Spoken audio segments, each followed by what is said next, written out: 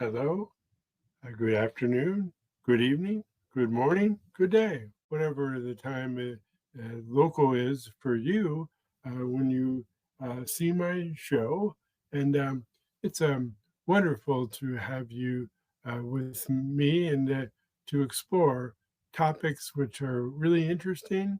Um, and sometimes uh, when it's on my heart, sometimes it's around the stroke uh, issues, sometimes it's not.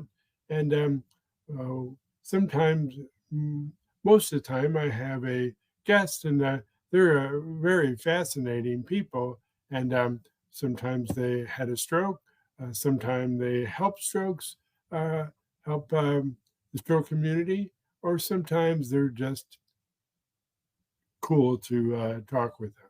And I love it. And I love to have this opportunity to visit with you.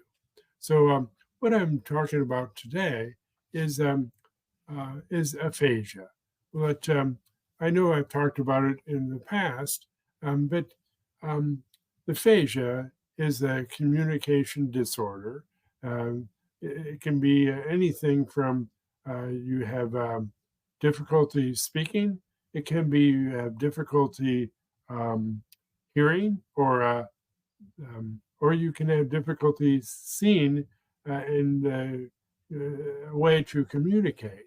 And um, it's a crazy condition. And you know that there's probably five main ways, so to speak, that people get aphasia or speech or the communication disorder. Um, I could have um, the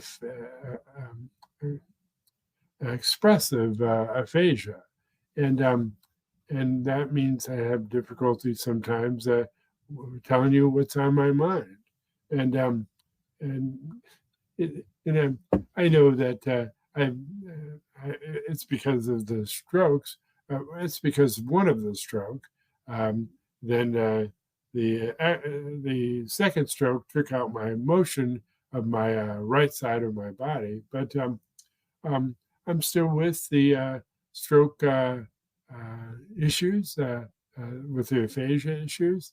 I About 3 years ago, I was on a call with a lot of people that were from Europe, and English wasn't their first language. And we were having the conversation, the conference in English. And as I sat there and as I listened to others, I realized we all have accents. And I just said, now I'm going to say I have an accent because it's different than it was before the strokes. And so I need to acknowledge to me and to others, I have an accent for now. And but anyways, there's five main causes for aphasia, and that is stroke. That probably about anyways, it depends on the studies. 25 to 40% of stroke survivors um, have aphasia, either a little bit or, like my case, right after the strokes, I really couldn't say much. And I'm grateful I could read still, I could hear and understand perfectly. But to say what was on my mind was difficult at first, and now it's just annoying, or it just it is what it is. And I just now I tell others I have some difficulty speaking, so bear with me. And it's worse when I am excited or upset, either mad or sad um, or even laughing. Uh, but it means that I will to have some difficulty speaking what's on my mind. Gratefully, most of the time I can read better than I can just speaking off the cuff, so to speak. But anyways, stroke is one, head injury is another. And earlier this year, I found out that a man who is at my church, and I found out that he has aphasia. He had it from his head injury about 5 years ago. So, and again, like many of us, he almost, I feel, embarrassed to tell him what my condition is. But that's when that was when I first, the first year after the strokes, I would be a little bit embarrassed. But I've learned it doesn't matter. First of all, the aphasia has no problems. It does not discriminate.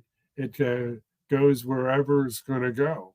And I've learned that I just deal with it, and I will deal with it as best I can.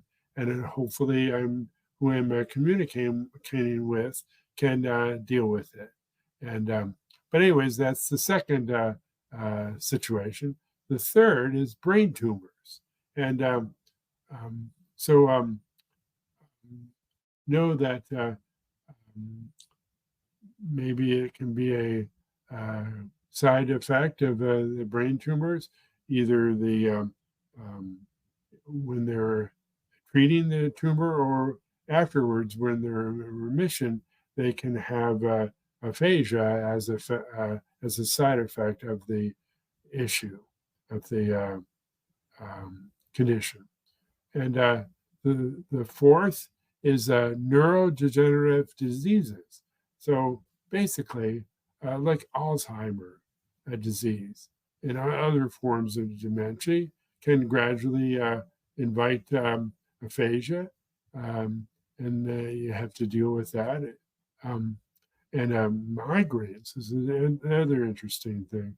Migraines, complex migraines, can lead to aphasia. And I had migraines about 3 or 4 times a year. They would last for at least 3 to 5 days at a time. It started when I was in high school, but I just dealt with it. It's really crazy. When I had the strokes, the headaches and the migraines all went away, and I haven't had it ever since. It's wild. But and so that's you have to be careful about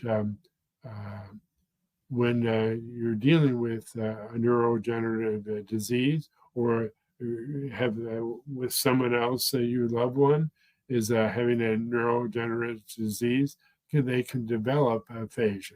So be aware. And 3 or 5, infection and other causes that affects the brain. And it is less common, but it can happen, especially when you get a brain infection. It's called encephalitis. And it also can affect there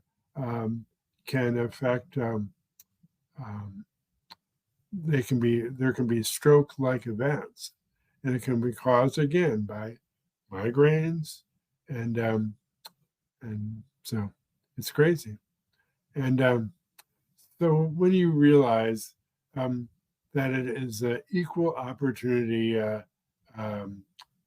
event, it happens.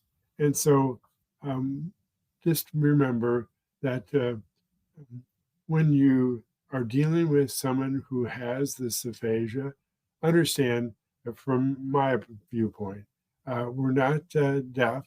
We can hear, probably can hear normal, or maybe if they have difficulty hearing or understanding what you said to them, it doesn't help when you speak louder, and in most cases that won't matter.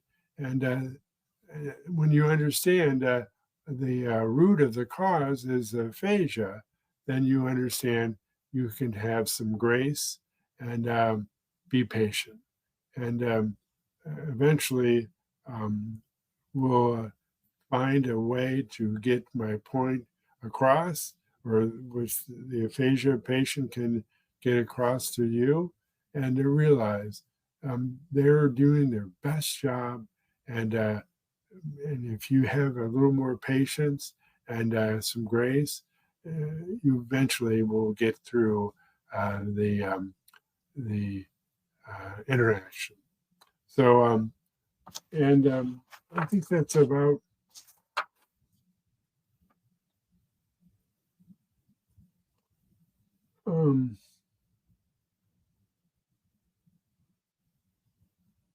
it talks about there's lots of different ways that aphasia can show up, but know that if you're affected by aphasia, you will deal with it the best you can, and hopefully those who are around you will the best that they can. All right. Um, just remember, community helps immensely. So be if you are not in a stroke, support group for aphasia, please seek it out. That help. Really, it's only maybe once a month or once a week. It helps because I remember way back when I was in outpatient therapy, and I got discharged from speech therapy, and I remember the woman, the speech therapist, said to me, "Really, you need to go out and talk and as much as you can." And I realized I didn't really understand what she meant um, for almost 11 years. And I'm naturally an introvert. So I used as an excuse to not seek out situations to talk. And I realized, no, I have to do it more and more because repetition helps heal aphasia. All right. Well, I hope that you had found it enlightening, and I hope that I gave one or two tidbits that you can take and go from here. All right. Remember, to your success.